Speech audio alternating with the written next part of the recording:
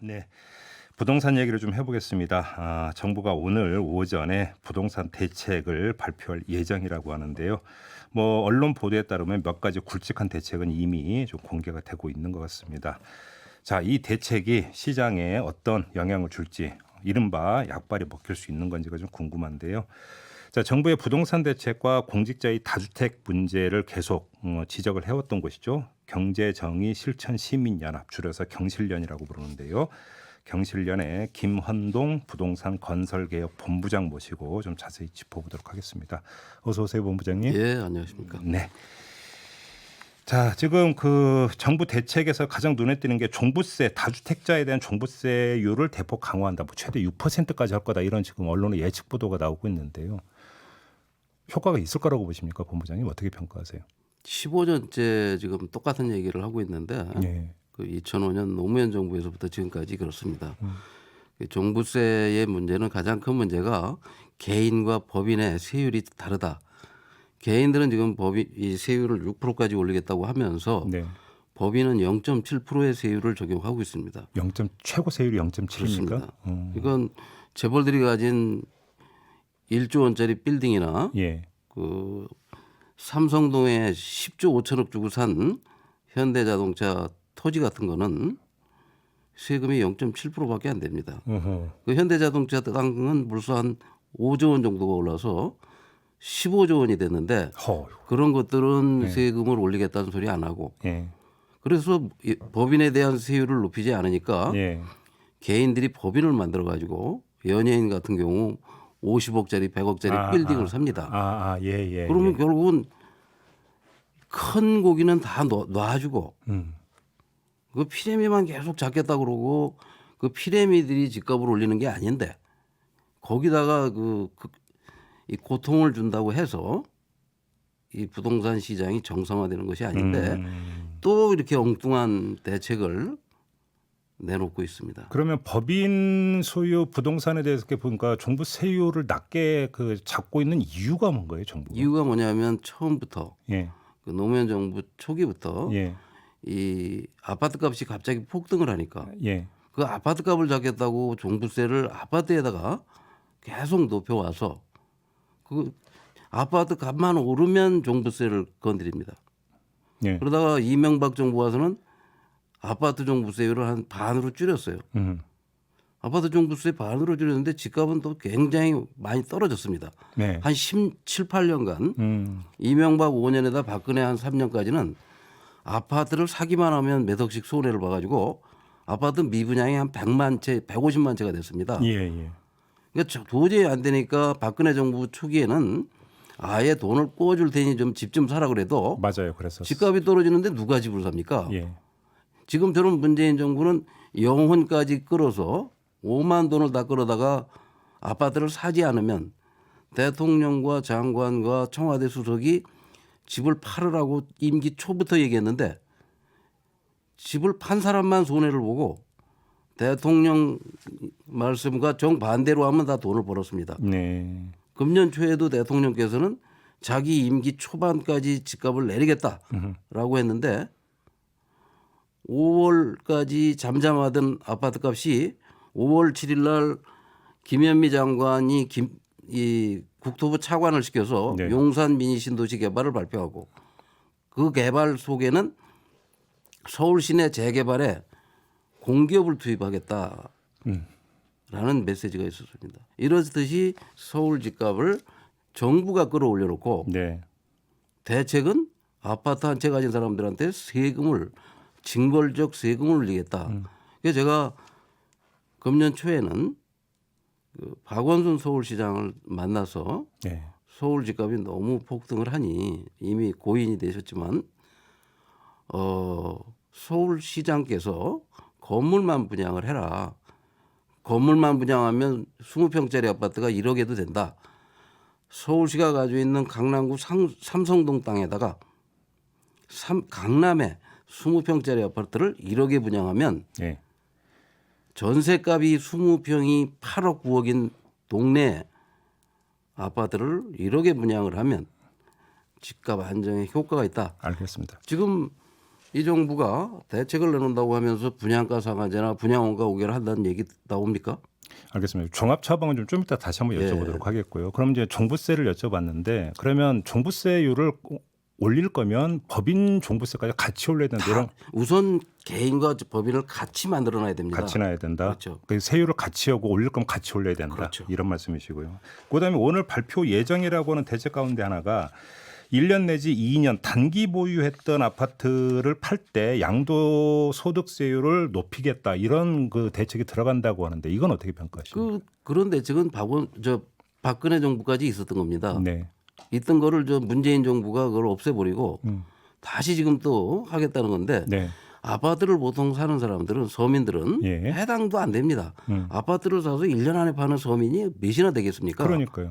아파트는 사서 그래도 몇 년이라도 살라고 그러고 자기 가족들이 내 보금자리인데 1년 안에 파는 사람은 아주 특별한 사정이 있는 거고 1년 안에 파는 사람은 전체 그 구매자 중에 1%도 안 될 겁니다 아마. 아, 전체 규모가 그렇죠. 예, 예. 1년 안에 집을 아파트를 사다 파는 그럼 사람은 지금 본부장님 말씀대로 실수요자라면 1, 2년 안에 단기에 어떤 거 팔 일은 없으니까 물론 극히 예외적인 경우는 있긴 있겠지만 근데 이게 무슨 아직 굉장히 강력한 대책인 것처럼 하지만 거의 해당되는 사람이 없는 사람들한테 과거 정부에서 하던 그런 정책을 다시 도입한 게 뭐 이게 강력한 대책이라고. 지금 그 말씀은 어떻게 이런 사람들은 극히 그 극소수이기 때문에 시장 전반에 영향을 아무 미치지 영향도 안 않는다. 줍니다. 그러니까 어떤 상징 효과는 있을지 모르겠지만 시장 전반에 영향을 안 준다 이런 말씀이신 거죠.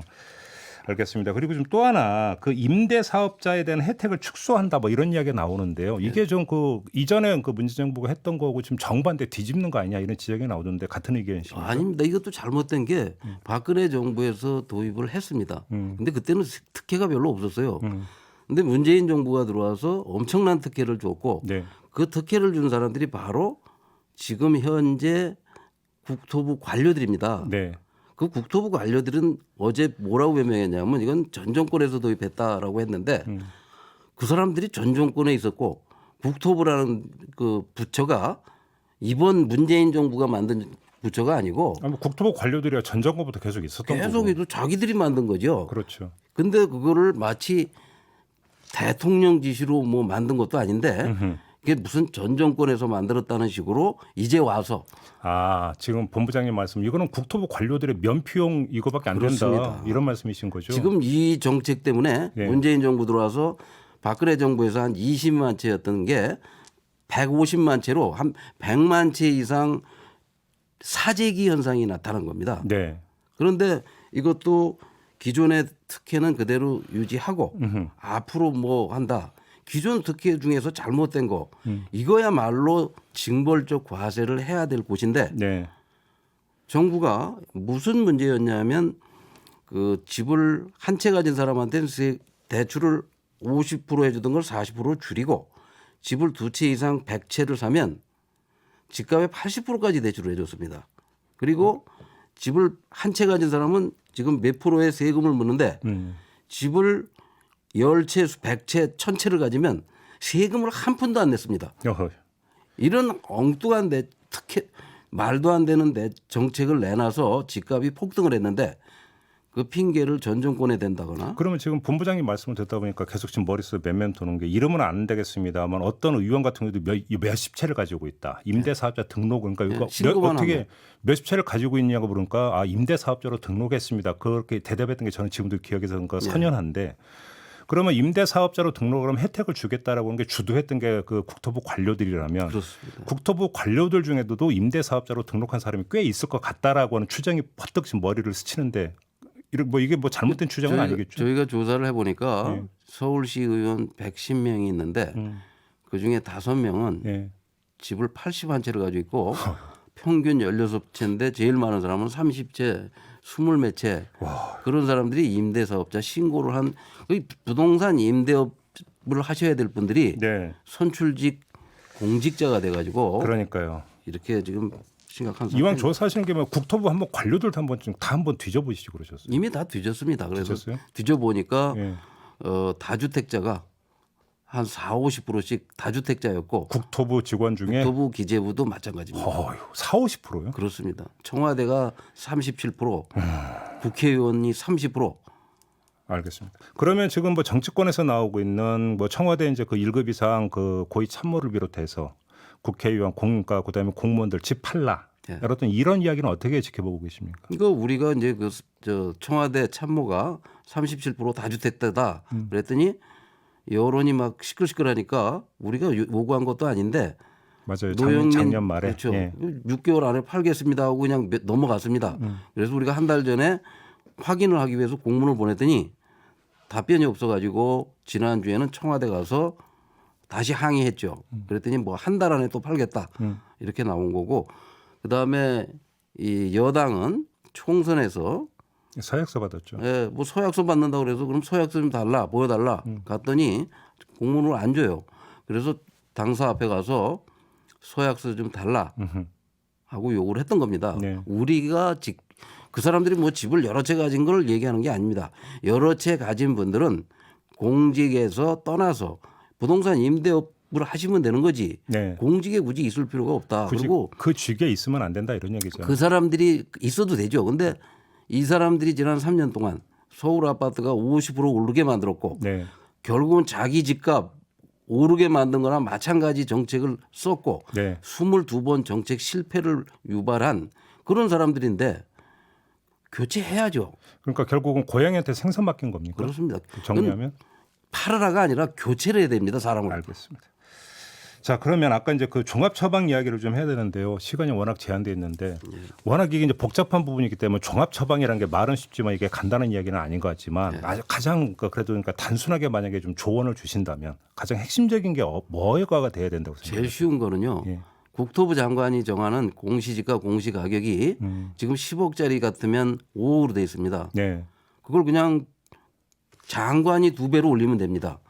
시세의 반영률을 높이면 그러면 세금이 2배가 들어옵니다. 세율을 안 건드려도 자동스럽게 이제 그 중과가 되는 거겠죠. 법을 안 고쳐도 되고 예. 자기가 가진 권한을 그걸 1년에 땅값 집값 조사를 하는데 2천억씩 국민 세금을 쓰는데 그 세금 써가지고 가격을 조작해서 재벌 땅은 30%, 재벌 빌딩은 40%, 재벌 총수가 사는 거대한 주택은 50%, 아파트는 75%로 가격을 조작해서 예. 서민들에게만 세부담을 가중시킵니다.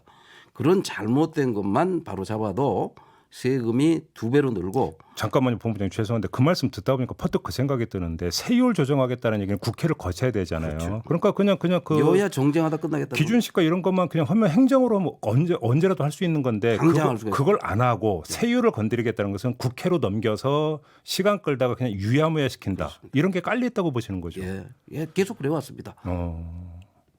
그리고요. 또 처방을 주신다면 그다음에 아파트를 많이 짓습니다. 이 경기도에 있는 그린벨트 논밭은 평당 200만 원의 정부가 사들입니다. 네. 거기다 500만 원짜리 아파트를 주면 700만 원이 원가인데 네. 분양 원가를 공개해야 됩니다. 근데 예. 그 700만 원짜리 아파트를 공기업이 1,800만 원에 팔아먹고 민간은 2,500만 원에 팝니다. 예.